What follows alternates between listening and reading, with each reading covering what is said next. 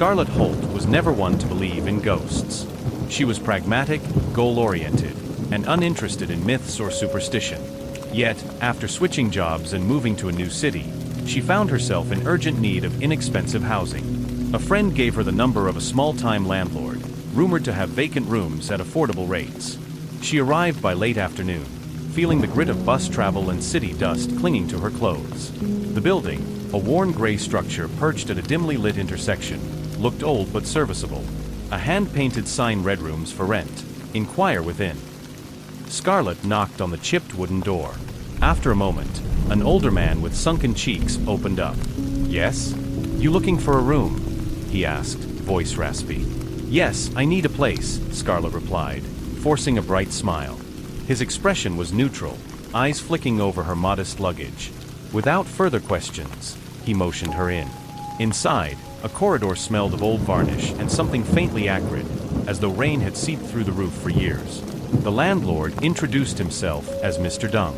He said he lived on the ground floor, renting out the upstairs rooms. "I have only one room left," he said, voice dropping low. "Top floor, end of the hall." Despite the disquiet in his tone, Scarlett followed him up a narrow flight of stairs. The steps moaned under their weight. At the corridor's end, a single door with a tarnished number 14 hung askew. "This is it," Mr. Dung said, jiggling a ring of keys to unlock it. "Rent's cheap, but you pay monthly in cash. No visitors after midnight. Understand?" Scarlett found the rules odd but shrugged. She needed a room, after all. She stepped in, a cramped space, battered dresser, single bed, a small nightstand, and a single narrow window overlooking the street. The entire building felt tired. However, the rent was unbelievably cheap. "I'll take it," she declared, ignoring a shiver of apprehension. Mr. Dung gave her the key, nodded curtly, and trudged back down the stairs without ceremony. Scarlett set her duffel bag on the bed, exhaling heavily. She tried to ignore a creeping sense of unease, blaming it on exhaustion. She was determined to settle in quickly and get on with life in this new city. That night, after an easy dinner at a nearby noodle stall, Scarlett returned to the building with a mild sense of relief. On the second floor, she passed two closed doors that apparently housed other tenants. No lights or sounds emerged from behind them. The place felt almost abandoned. She went straight to her new room on the third floor. The old light fixture in the corridor buzzed, casting flickering shadows on the peeling wallpaper. Inside her cramped room, Scarlett unpacked essentials: a change of clothes, a battered laptop, some groceries for breakfast. The overhead bulb flickered momentarily before settling into a weak glow. The temperature felt oddly cold despite the warm season outside. She cracked open the window, letting in the muted hum of passing traffic. Tired from the day's travel, Scarlett decided to shower. The communal bathroom at the corridor's far end was old but functional, tile cracked in places, water pressure minimal. She made do, yearning for real comfort. After returning, she locked her door, flipped off the overhead light, and crawled onto the bed. She scrolled idly through her phone, hoping for a decent night's sleep. The gloom in the corners of the room pressed in, and she tried not to dwell on it. At some point in the night, Scarlett awoke to a faint rattling noise. She opened her eyes, every nerve alert. The doorknob jiggled softly, as though someone was testing the lock from outside. Her pulse raced. "Who's there?" she called, voice quavering. The rattling stopped. Holding her breath, she listened for footsteps or a retreating presence. Silence. Then, a faint rustle. Heart pounding, she flicked on the nightstand lamp. The corridor beyond the door was quiet. Maybe it was just the wind, she told herself. Yet no breeze stirred from the window.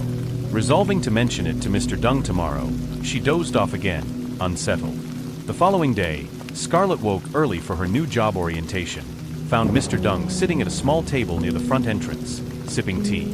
She mentioned the rattling doorknob. He gave a slight shrug, claiming old building quirks, loose fittings, wind tunnels in the hallway. She pressed lightly, "Are you sure?" It felt like someone was turning it. He only repeated that the building was old, telling her not to worry. Scarlett hurried to catch the bus to her workplace, still uneasy.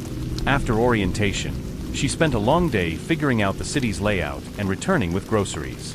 By early evening, she climbed the stairs to her floor, heavy tote bag in hand.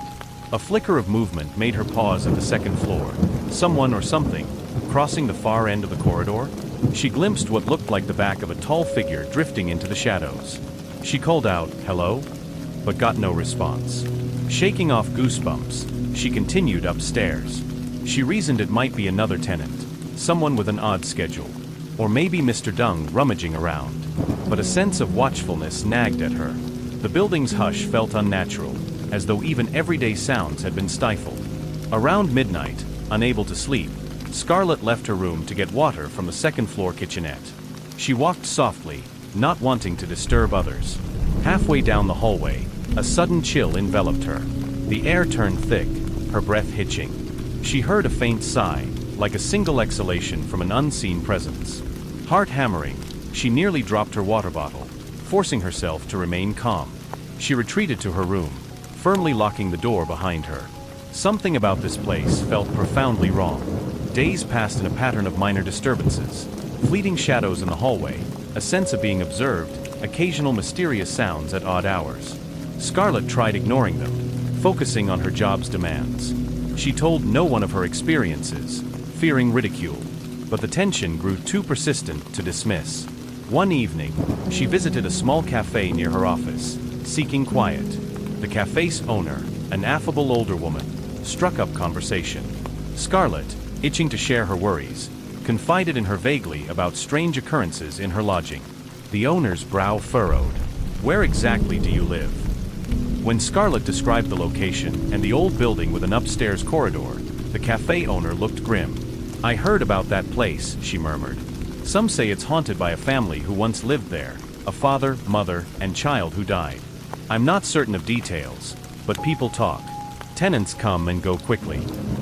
Scarlett's mood twisted. She pressed for more info. The cafe owner shrugged, only repeating local gossip, that a tragedy befell a family in that building, and that for some reason, their spirits never left. Unnerved, Scarlett half wished she had the funds to leave immediately. But rent was cheap, her budget tight. She couldn't break the lease on a whim. Instead, she returned to the lodging with fresh dread. Could it be that the faint footsteps, the rattling knob, the sigh in the corridor, belonged to more than one restless spirit? That night, back at the building, Scarlett mustered the courage to knock on the door of a second-floor tenant she occasionally glimpsed, a woman named Lon. After a lengthy pause, Lon opened the door, looking harried. "Yes?"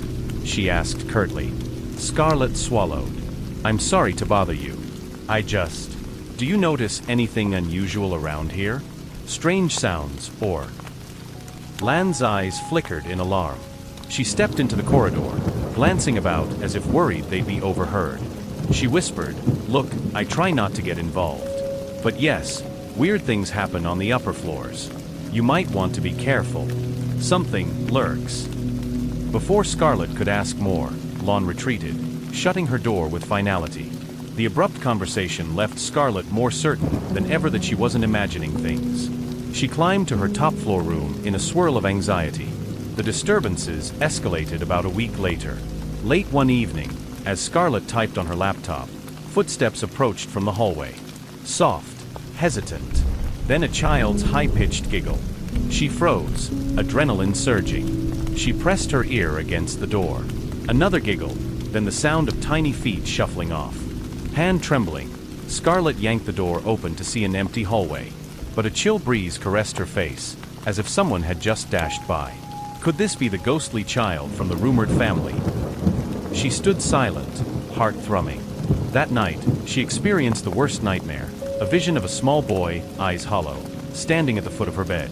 The dream felt so vivid she jolted awake with a gasp, half expecting to find the boy physically there. The darkness in her room seemed thicker, as if shaped by the residue of that nightmare. She checked the time on her phone. 3:27 a.m. Sleep would not come again easily. Dawn broke with weak sunlight filtering through the dusty window. Scarlett decided to confront Mr. Dung more forcefully. She needed answers. Over breakfast, she found him in the ground floor hallway, rummaging among old boxes. "Mr. Dung," she began, voice steady, "I need to know the truth. I've heard rumors about a family haunting this place. I've had bizarre experiences, footsteps, child's laughter. I believe something is here, and it's not friendly. Please tell me what you know." Mr. Deng's expression turned stony. He set down a dusty box, refused eye contact. "So you've heard the gossip," he muttered. "Look, tenant. A tragedy happened long ago. A father lost his job, the mother fell ill, the child starved. They all died within months, right here. The next landlord tried to evict them, didn't help. The dead linger. Some blame the house, some blame curses. I learned to ignore it. Renters come and go." Scarlett's anger flared. "So you deliberately withheld this from me?" He scowled.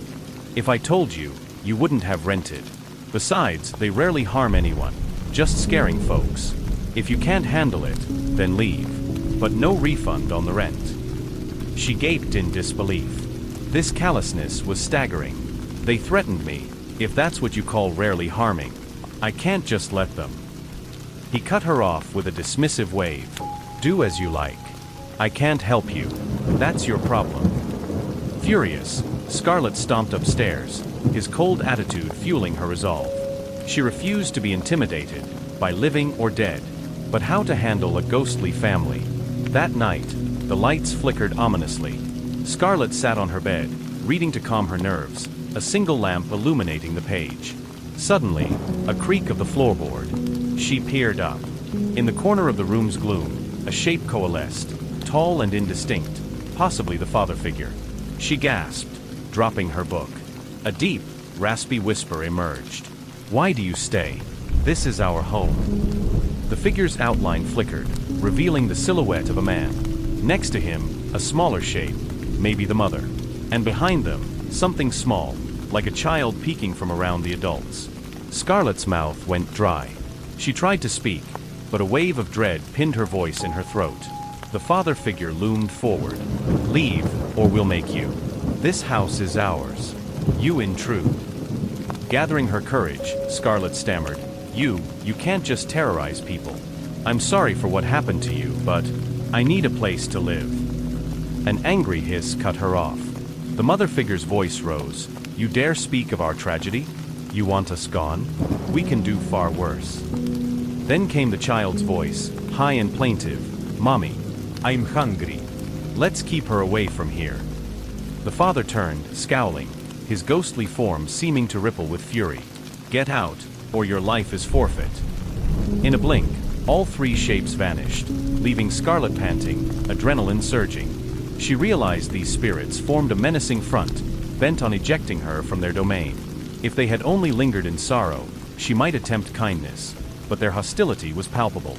Scarlett spent the rest of that sleepless night pacing her room, lights blazing. By morning, she concluded she had to seek help. She recalled the cafe owner's mention of a local spiritual medium who sometimes handled exorcisms or house cleansings. That afternoon, Scarlett took a half-day off from her job to track down the medium, Madame Hung, located in a modest house near the city's outskirts. The yard was lush with potted plants, wind chimes tinkling. Madame Hung, a middle-aged woman draped in bright scarves, welcomed Scarlett into a perfumed sitting area.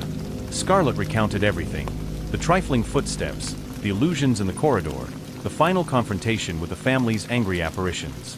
Madame Hung listened intently, occasionally nodding or jotting notes. When Scarlett finished, the medium's expression grew grave. A family's combined resentment can be potent. If they all died in despair, that unity of bitterness anchors them. They feed on fear. They may intensify their attacks if you resist. Scarlett bit her lip. "So, do I just move out?" Madame Hung's gaze flicked over her. "If you want to run, you can. But you said finances are tight. And even if you leave, they might follow, if their grudge fixates on you. It's best to help them find release." Scarlett's pulse quickened. "But they threatened me.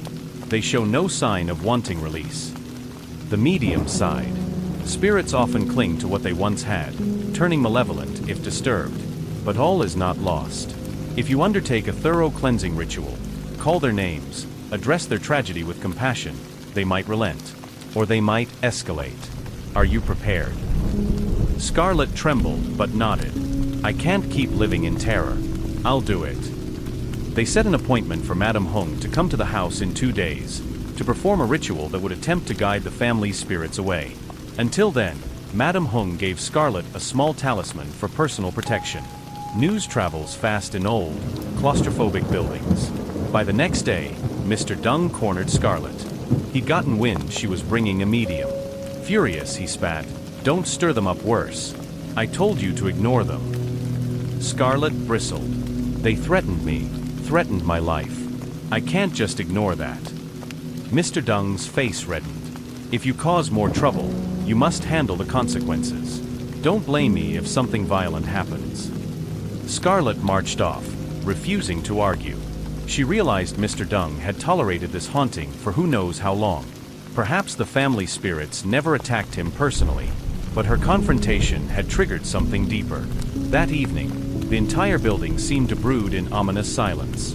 Scarlet felt certain the ghosts sensed her intention to banish them. The father had said they could do worse. She dreaded what that might entail. Around midnight, Scarlet's laptop glowed in the room's darkness as she tried distracting herself with music. She faintly hoped the talisman from Madame Hung would keep the ghosts at bay until the ritual. Then came a faint sobbing. She stiffened. The sobs resonated from behind her closed door, or perhaps right under her window. She stood, heart in her throat. The weeping belonged to a child. "Mommy, I'm hungry. Daddy." The pitiful voice rose. Scarlet's chest ached with sympathy.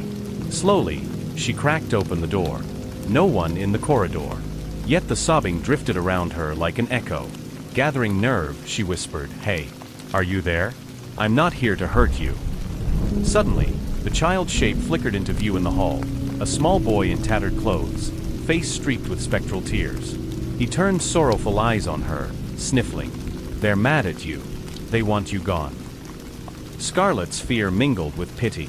"I know, but you don't have to be stuck here, do you? Would you let me help you move on?" He gazed at her with heartbreak, then gave a small whimper. "We can't leave. This is ours." Then he vanished. Scarlet retreated into her room, shaken. The child's sadness was raw, yet overshadowed by the parents' hostility. She prayed Madame Hung's ritual might grant them release rather than driving them into an even darker rage. The day before Madame Hung's scheduled visit, tensions peaked. After work, Scarlet stopped at a store for candles and incense as instructed. She hurried home through drizzling rain, stepping into the building's foyer with a sense of looming dread. The corridor lights flickered, plunging into strobing half-darkness. As she climbed the stairs, an oppressive heaviness pressed down. On the second-floor landing, her chest tightened. Then came a booming shout from nowhere. "Get out!"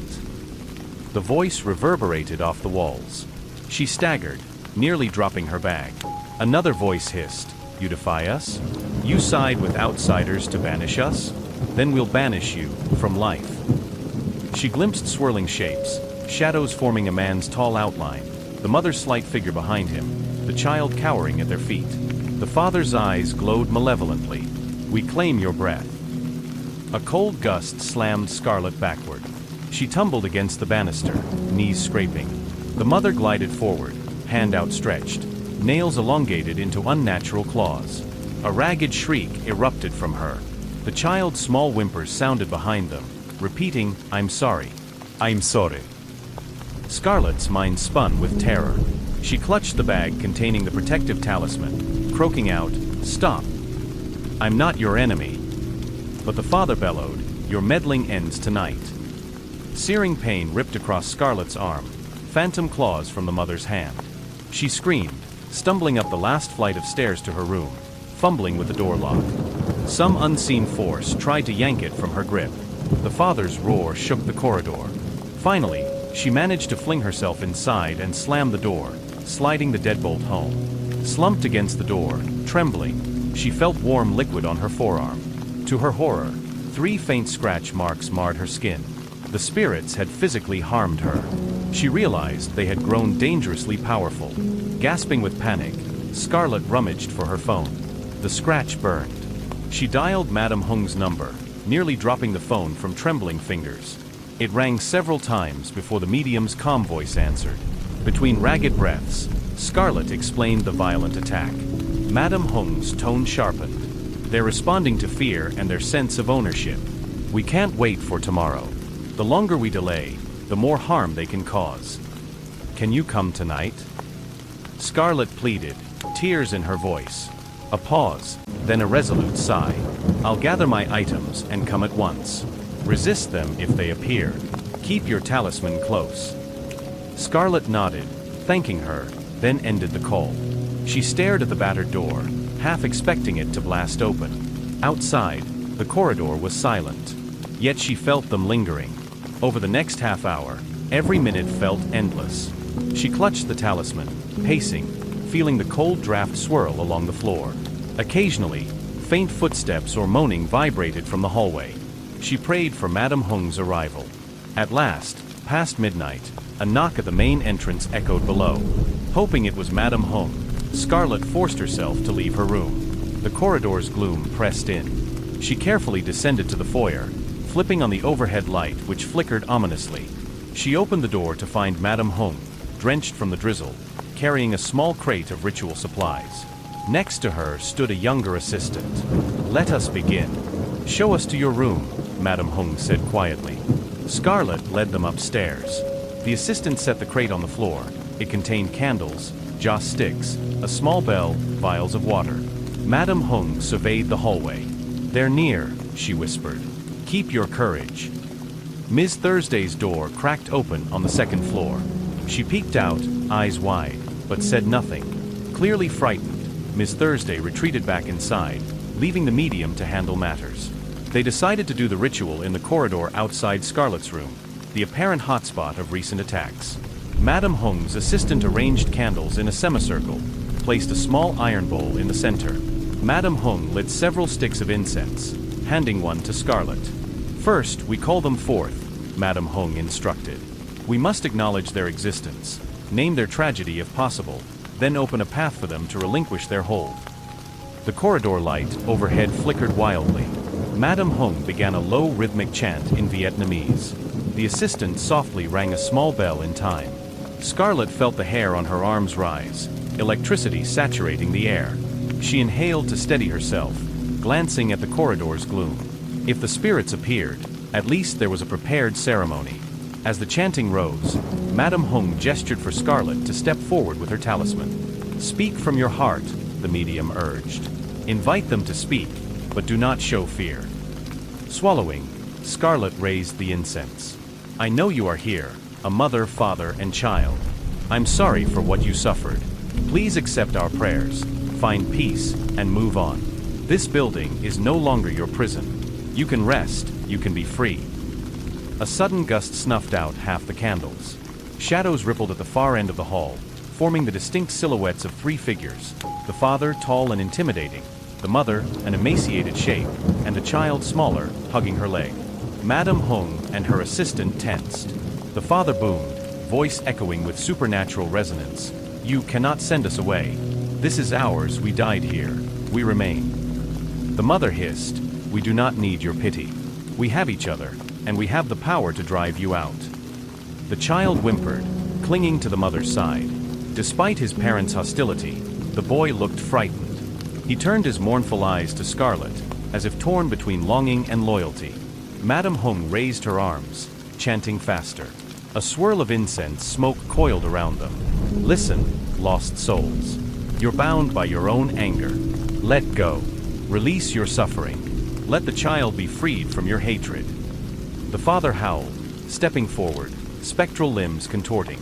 No, we cannot. We own this place. His voice vibrated the walls, a terrifying echo of denial. The mother joined in a shrieking wail. Scarlet's heart hammered, but she forced her voice out. I understand you're angry at life's unfairness, but you can't keep others trapped in your pain. If you hold on to bitterness, you harm yourselves, and him. She gestured gently toward the child, whose eyes glistened with spectral tears. At that, the child gave a heartbreaking sob. Papa, Mama, I'm so cold. Let's go. The father's ghost roared, swirling with black energy. No, we will not yield. We remain forever. The corridor walls rattled, paint flaking under the violent surge of spiritual force. Madame Hong's assistant began ringing the bell in urgent rhythmic pulses, as Madame Hong recited lines from a protective incantation. Scarlet found herself nearly knocked off balance by the spirit's fury.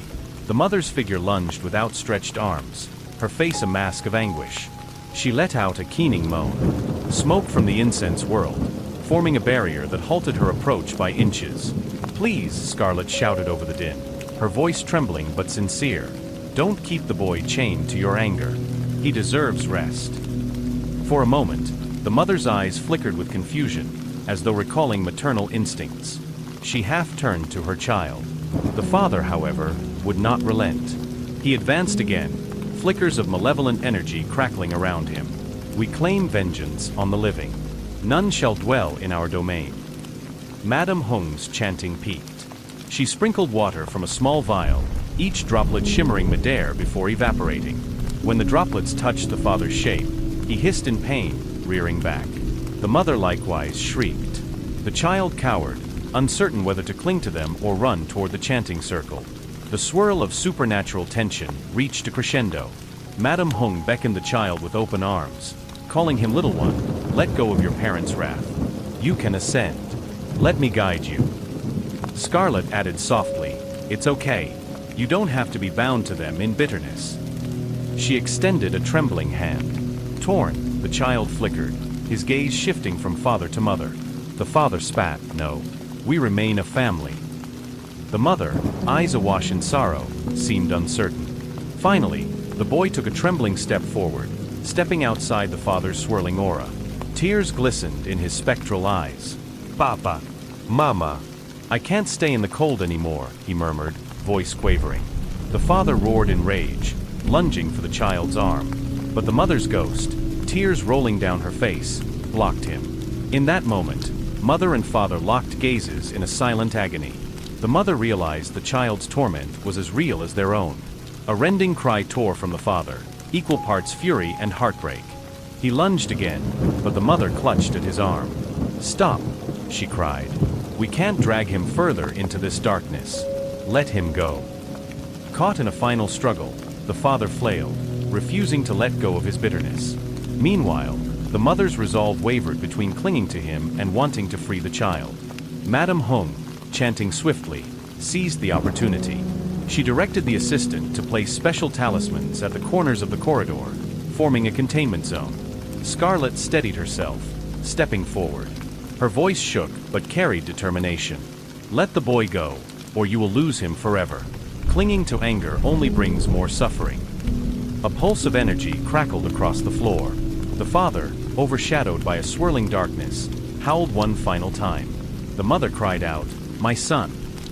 The child, sobbing, darted out of their grasp, crossing into the ring of candlelight. In that moment, the father's spirit erupted in a blast of black mist, surging at the child. But the barrier of talismans glowed, stopping him short. The mother hovered, mouth parted in silent grief. Then, with trembling hands, she took hold of the father's arm, pulling him back. "We can't force him to remain in our misery." At last, the father's posture slumped, his fury draining as though he'd reached the limit of his despair. He let out a ragged groan. The mother cradled him, tears shining. Their spectral forms flickered unsteadily. The child, safe in the circle with Madame Hung, whimpered softly. Under Madame Hung's direction, the chanting shifted to a gentler tone. She recited a prayer, urging the entire family to let go of this realm. There is no need for vengeance. Seek the light, find peace together. The father, exhausted by rage, looked upon his son. The mother's eyes brimmed with regret. Slowly, they approached the candlelit circle. The child, tears still on his face, reached out a small hand. The mother took it, and the father placed a spectral hand over hers. Scarlet could barely see them now, silhouettes shimmering with longing. The mother mouthed something to the child, perhaps an apology. The father's face, once twisted in anger, softened into resigned sorrow. In unison, the three spirits bowed their heads. Madame Hung's voice rose in a final invocation, bound no more by wrath or regret, be free. Accept release and continue onward, as a family at peace. Candle flames leapt high. A hush fell. Then, one by one, their shapes dissolved into glimmers of faint light that swirled overhead, merging, and finally vanishing entirely. The corridor felt abruptly empty, the presence gone. A wave of relief washed over Scarlet, tears spilling down her cheeks. The lingering chill dissipated, replaced by stillness and a sense of final calm. The next morning's sun rose on a transformed building. The corridor no longer felt dense with unseen eyes. The air was lighter. Ms. Thursday and a few curious tenants emerged from their rooms, each remarking on how the entire house seemed different. Scarlett, bruises on her arm from her scuffle with spectral claws, could now breathe easily. She helped Madame Hung and the assistant gather up the ritual materials. Mr. Dung, nowhere to be found, presumably had holed up in his own quarters, wanting no part in the ceremony. Madame Hung gave Scarlett a gentle smile. They're gone, freed from their own anger. Now you can live here without fear, or choose to move on. The choice is yours.